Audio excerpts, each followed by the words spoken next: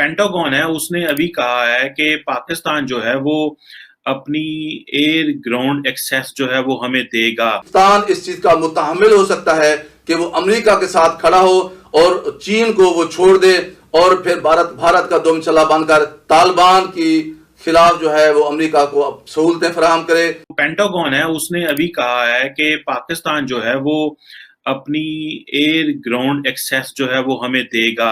अमेरिकी फौजी रखने के लिए हमें एयर बेसेस ना दी तो हम फैटफ में पाकिस्तान को ग्रे लिस्ट में रखेंगे या ब्लैक लिस्ट में डलवाएंगे, पाकिस्तान के खिलाफ मुख्तलिफ सैंक्शन लगा देंगे। तो ये एक नई मुसीबत, नया एजेंडा जो है आहिस्ता आहिस्ता नया स्क्रिप्ट जो है वो डिस्क्लोज हो रहा है।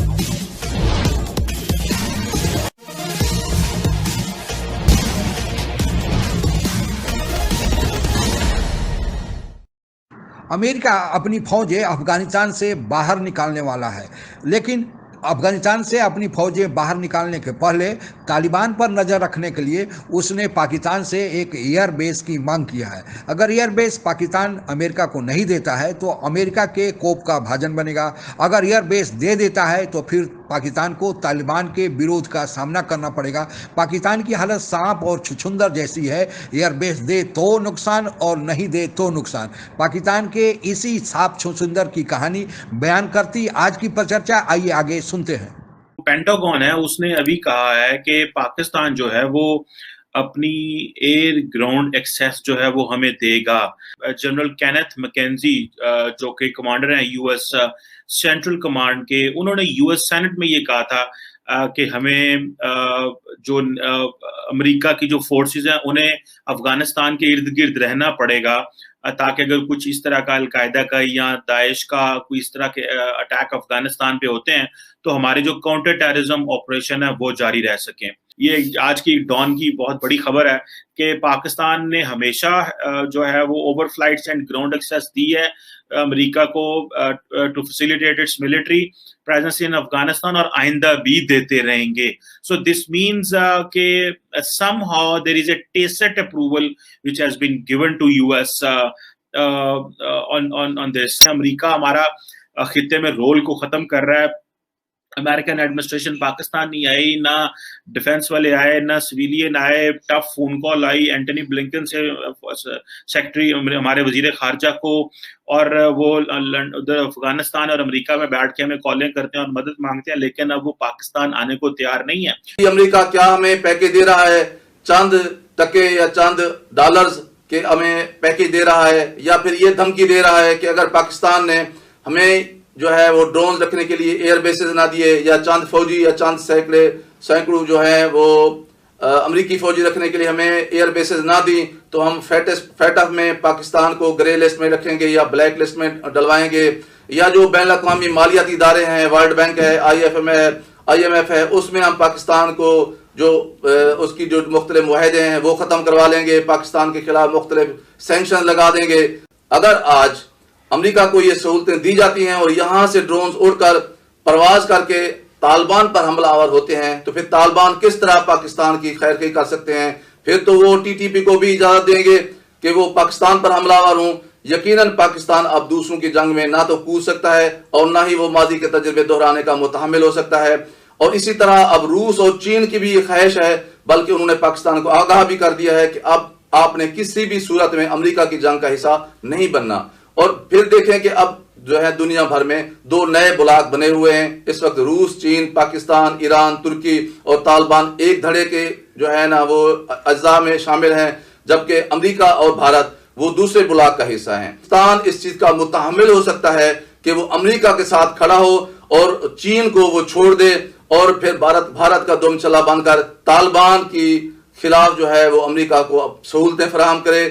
नए फौजी अड्डों की तलाश में है और उसमें मुख्तलिफ जो हैं सिग्नल्स आ रहे हैं।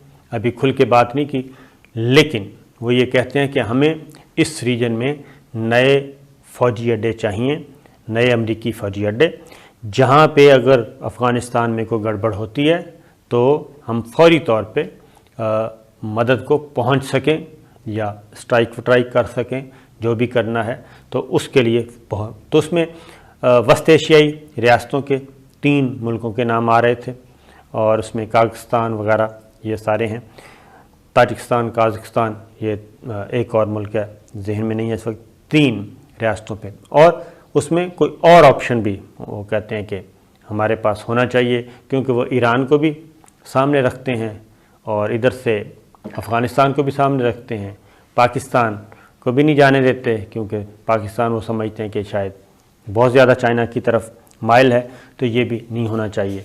तो ये एक नई मुसीबत, नया एजेंडा जो है आहिस्ता आहिस्ता नया स्क्रिप्ट जो है वो डिस्क्लोज़ हो रहा है। तो उनके मुताबिक कि अमेरिका अफ़गानिस्तान से तो निकल आएगा, लेकिन उसका ठिकाना आगे कहीं और होगा। और पाकिस्तान में भी फ़ौजी अड्डे के रह चुके हैं, तो वो सलाला चेक पोस्ट पे जब इन्होंने हमला किया था, मेरा ख़्याल है उसके बाद कोई एक आध था, वो भी पाकिस्तान ने खाली करवा लिया था, और ये 2 या 3 फ़ौजी अड्डे थे। तो इस तरह की चीज़ें हैं। बाकी जो इनके इस यूएई के साथ भी इनके ताल्लुकात मौजूद हैं जी, दोहा में ऑलरेडी इनके पास है, लेकिन वो इस रीजन में चाह रहे हैं। तो देखते हैं हम इस मामले से कैसे निपटते हैं। लेकिन क्या चाइना जो है वो इस चीज को बर्दाश्त करेगा? क्योंकि चाइना इसको इमीडिएटली ये समझेगा कि जो अमेरिका की जो इंडो पैसिफिक स्ट्रेटजी है, ये उसमें उसका एक पॉइंट है कि अमेरिका जिस तरह पूरे इंडो पैसिफिक में चाइना के इर्द गिर्द एक जो जाल बिछा रहा है, उसी जाल के अंदर जो चाइना जो है, अमेरिका जो है वो चाइना को कंटेन करने के लिए, और जो चाइना पाकिस्तान इकोनॉमिक कॉरिडोर को कंटेन करने के लिए, और जो बेल्ट एंड रोड इनिशिएटिव है उसको कंटेन करने के लिए एक जो है वो पाकिस्तान से मिलिट्री फैसिलिटीज जो है वो ले सकता है। कई लोग तो ये कह रहे हैं कि शायद पाकिस्तान ने ऑलरेडी ग्रांट कर दी हुई है यूएस मिलिट्री को, इस तरह की जो बेसिक राइट्स हैं वो दे दिए हुए हैं काउंटर टेररिज्म ऑपरेशंस के लिए।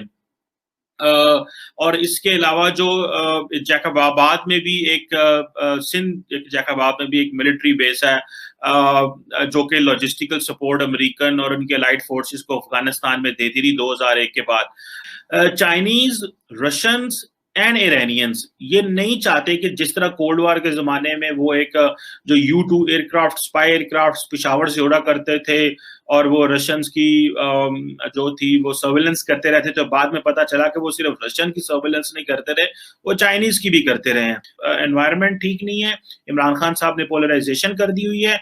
इमरान खान साहब इवन इंडिया के साथ मामलात को नॉर्मल करने में भी रिकावट है इस वक्त बहुत बड़ी, क्योंकि उनको इलेक्शन लड़ना है, उनकी डोमेस्टिक परफॉर्मेंस बड़ी कमजोर है। अफगानिस्तान इस समय एक महत्वपूर्ण देश बनकर रह गया है, क्योंकि इसकी सीमाएं बहुत ही भौगोलिक रूप से कई देशों से टच करती हैं, जिससे उसका स्थान महत्वपूर्ण हो गया है। अफगानिस्तान एक तरफ सोवियत संघ से विखंडित हुए राज्य, जिन्हें सेंट्रल एशिया का राज्य कहा जाता है, जिसमें तुर्कमेनिस्तान, उज्बेकिस्तान और ताजिकिस्तान शामिल हैं, उनसे सटता है। आपको पता ही होगा कि सोवियत संघ ही विखंडित होकर रूस और बाकी बहुत सारे देश उसमें से बने। तो चूंकि सेंट्रल एशिया से अफगानिस्तान एक तरफ सटता है, तो इसको सेंट्रल एशिया का प्रवेश द्वार कहा जाता है, इसलिए यह महत्वपूर्ण है। और रसिया इसमें अपनी रुचि दिखाता है, क्योंकि उन राज्यों के से होकर अफगानिस्तान से रसिया चला आएगा। और आपको पता भी होगा कि रसिया एक समय अफगानिस्तान पर 1980 में कब्जा भी कर लिया था, लेकिन उसी से लड़ने के लिए फिर अमेरिका और पाकिस्तान ने तालिबानियों को इकट्ठा किया, और फिर लड़ाई लड़ने के बाद तालिबानियों के सहारे अफगानिस्तान से सोवियत फौजों को वापस जाना पड़ा। लेकिन तालिबान उस समय से वहाँ पर बने हुए हैं और एक महत्वपूर्ण फोर्स बने हुए हैं, माने महत्वपूर्ण जिहादी जत्था है। हालांकि वहाँ पर एक चुनी हुई अफसर गनी की सरकार भी है, लेकिन तालिबानी वहाँ पर महत्वपूर्ण रोल अदा कर रहे हैं। उनका कैरेक्टर तो आतंकवादियों वाला है, लेकिन चूंकि अमेरिका के पास विकल्प नहीं है, अमेरिका को वहाँ से निकलना है, इसलिए वह तालिबानियों से मदद मांगकर वहाँ से किसी तरह वहाँ की चुनी हुई सरकार और तालिबान के बीच समझौता करके वापस लौटना चाहता है। और इस वापस लौटने के पूर्व वह चाहता है कि उसे अफगानिस्तान में एक से निकलने के पहले उसे पाकिस्तान में एक हवाई अड्डा मिल जाए। और उसका कारण क्या है कि पहला तो अफगानिस्तान की भौगोलिक स्थिति ऐसी है कि सेंट्रल एशिया के देशों से मिलता है, जिसका वर्णन मैंने ऊपर किया। फिर अफगानिस्तान की सीमाएं भारत से सटती है, क्योंकि जो गिलगित बाल्टिस्तान वाला इलाका है वो भारत उस पर अपना दावा करता है कि वह जम्मू कश्मीर का ही भाग है जो अभी पाकिस्तान के अवैध कब्जे में है। एक तरफ अफगानिस्तान से पाकिस्तान की सीमाएं भी मिलती है और फिर उसी गिलगित बाल्टिस्तान से चीन की सीमाएं भी सटती है। तो अफगानिस्तान से चीन, भारत, सोवियत संघ के विखंडित स्टेट और पाकिस्तान, इन सबसे सीमाएं सटती है। और आज के तारीख में ये सारे स्टेट आपस में, जो सारे देश हैं आपस में महत्वपूर्ण स्थिति विश्व की राजनीति में रखते हैं। अगर अमेरिका वहां से हट जाएगा तो फिर अमेरिका कैसे इन देशों पर नियंत्रण रखेगा? तो पहला, अमेरिका चाहता है कि तालिबान पर नजर रखे ताकि वहां की चुनी हुई सरकार को तालिबान कहीं गिरा न दे। दूसरा, अमेरिका यह चाहता है कि पाकिस्तान के परमाणु हथियारों पर नजर रखे। पाकिस्तान में अगर एयरबेस रहेगा तो तालिबान पर नजर तो रखेगा ही, साथ ही पाकिस्तान के परमाणु ठिकानों पर भी नजर रखेगा, क्योंकि पाकिस्तान में ऐसी उथल पुथल है कि अमेरिका को यह डर लगता है कि उसके परमाणु हथियार कहीं गलत हाथों में न चल जाए। फिर तीसरा, ईरान से भी वहीं से नजर रख सकता है।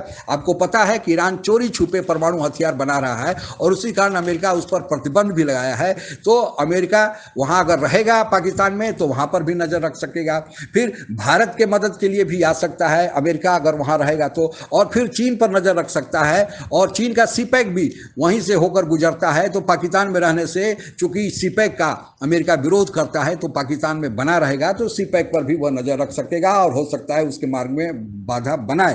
तो अमेरिका चाहता है कि वह किसी तरह बने रहे। पहले उसने प्रस्ताव पाकिस्तान को दिया था कि आप एयरबेस दो, लेकिन पाकिस्तान हिला हवाला कर रहा था। अब की बार अमेरिका की ओर से धमकी दिया गया है, इशारों में कहा गया है कि अगर आप एयरबेस नहीं देते हैं, पूर्व में पाकिस्तान एयरबेस एक नहीं दो एयरबेस अमेरिका को दे चुका है। इसीलिए अमेरिका ने फिर कहा है कि अगर आप एयरबेस नहीं दोगे तो फिर आपको FATF, वर्ल्ड बैंक, IMF सबके परिणाम भुगतने के लिए तैयार होने चाहिए। और जो यूरोपियन यूनियन का जो उसके खिलाफ करार पास हुआ है और UK ने जो करार पास किया है, सब उसी की कड़ी में है। UK भी अभी अफगानिस्तान में रुचि दिखा रहा है। तो इन सभी कारणों से पाकिस्तान अभी फंस गया है। अगर वह एयरबेस देता है तो फिर तालिबान को लगेगा कि वहाँ से उसके खिलाफ अमेरिका जासूसी करेगा, तो फिर तालिबानी पाकिस्तान में अव्यवस्था फैला सकते हैं। और अगर नहीं देता है तो फिर पाकिस्तान अमेरिका के कोप का भाजन बनना पड़ेगा। और आज पाकिस्तान की स्थिति सांप और छुछुंदर जैसी बनी हुई है। कैसे इसे पाकिस्तान निपटता है ये तो आने वाला वक्त ही बताएगा। आज के लिए बस इतना ही। आप अगर हमसे जुड़ा रहना चाहते हैं तो कृपया मेरे चैनल को सब्सक्राइब करें तथा बेल आइकन भी दबा दें ताकि नई वीडियो की जानकारी तुरंत आप तक पहुंच जाए। धन्यवाद। जय